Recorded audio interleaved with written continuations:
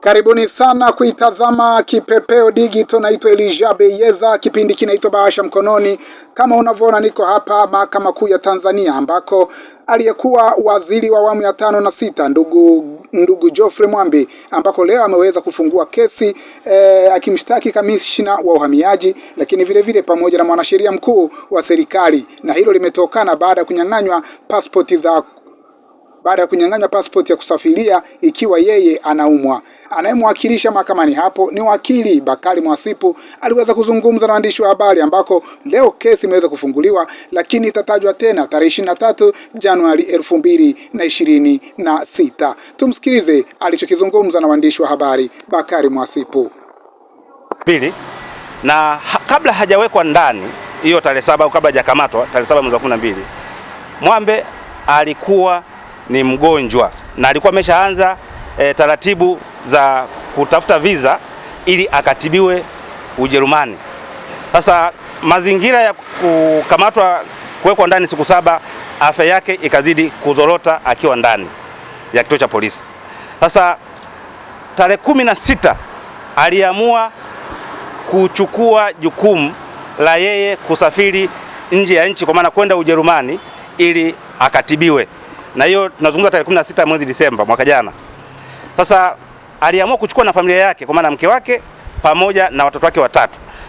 Alipofika mpaka wa Namanga, ili sasa aweze kugongewa muhuri pasipoti yake avuke kwenda Nairobi, alikutana na maafisa wa uhamiaji akiwa mpaka wa Namanga. Wakachukua ile passport, baada ya kuiprocess ili au kuipiga muhuri ili avuke upande wa pili, ikaonekana kwamba kwenye mfumo Mwambe ni mtumishi wa bunge. Lakini Mwambe akamwambia yeye sio mtumishi wa bunge. Afya yake ilizidi kuzorota akiwa pale mpakani Namanga. Lakini cha kushangaza, wakati anaendelea kusubiri yale masaa 7, yule afisa uhamiaji ambaye alichukua passport ya Geoffrey Mwambe na kutaka kuiprocess au kuibadilisha hadhi, akaanza kuwaita watu wa usalama, kwa maana polisi. Defenders zikawa zinazidi kutiririka pale uhamiaji hapo Namanga. Sasa kwa hali ya kawaida tu ikaonekana mazingira yamebadilika ghafla, kitu ambacho kwa binadamu yoyote angeweza kutilia shaka. Akarudi kwa afisa wa uhamiaji akasema, nipe pasipoti yangu mimi basi niahirishe hii safari. Huyo afisa wa uhamiaji akakataa kumpa Mwambe passport. Mwambe akachukua jukumu la kurudi Dar es Salaam tarehe 16 hiyo mwaka jana. Mke wake na watoto wake watatu, wakati wako mpaka wa Silali, wanataka kuvuka kwenda Nairobi, kwa maana Masai Mara, kwa ajili ya vacation, nao wakapokonywa passport. Kwa maana mke wake alipokonywa passport na watoto wake watatu wakapokonywa passport. Ikabidi nao wachukue jukumu la kurudi Dar es Salaam.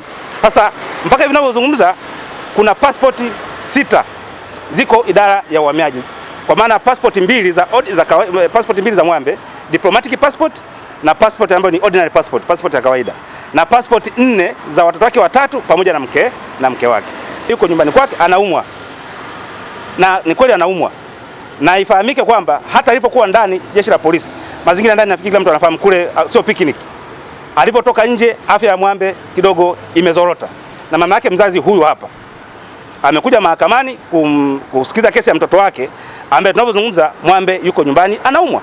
Sasa hatua ya leo tulipofika mahakamani, tumemshtaki kamishna wa uhamiaji pamoja na mwanasheria mkuu wa serikali.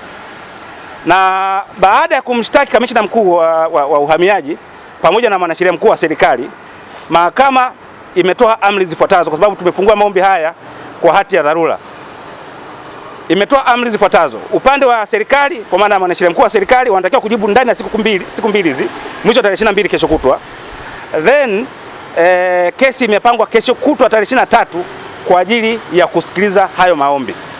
Na maombi haya ni kibali tu ili tuweze kufungua kesi ya msingi sasa, kumuomba au mahakama imlazimishe kamishna wa uhamiaji aweze kutoa pasipoti za Mwambe na familia yake, ambazo kimsingi hoja zetu ni kwamba pasipoti zimeshikiliwa kinyume na sheria.